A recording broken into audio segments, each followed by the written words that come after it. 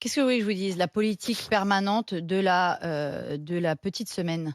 Parce qu'on le sait, il y a un levier, on attend depuis des mois.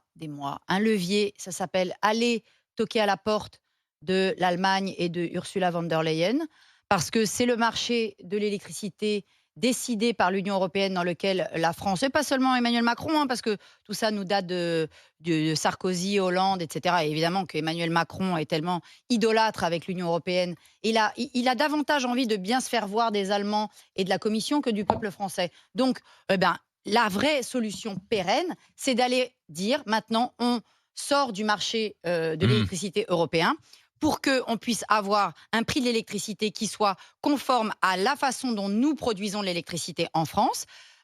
Parce que là, on va distribuer enfin, on distribue, non, encore on distribue rien, on leur dit, on étale les problèmes. C'est-à-dire que le problème, au lieu de le concentrer sur un trimestre, étalez-le donc sur l'année. Oui, mais sauf que certains économistes nous disent, ça va durer 2023, il y aura peut-être un petit rebond encore sur 2024.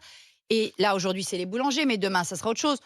Là, moi, je veux pas ramener... On réagit dans l'urgence, quoi. Mais bien sûr. Parce qu'il y a une manif de boulanger prévue le 23 janvier aussi. Ouais. Écoutez, là, je vous parle de la question du prix du gaz.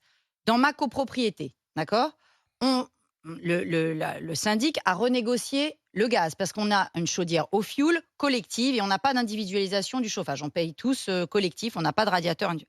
Donc, en 2022, donc, le mètre cube était à 0,59 centimes d'euros. En 2023, donc, le nouveau contrat, il est à 3 euros. C'est une augmentation de 500%. Donc, comment vous expliquer que on était sur 10 000 euros en 2022 pour 3 400 mètres cubes, 6 200 mètres cubes, on est maintenant... en 2021, on était 6 200 mètres cubes, ça nous coûtait 3 700 euros. Et là, pour 3 400 mètres cubes, c'est-à-dire 2 fois moins de mètres cubes, on paye 10 000 euros.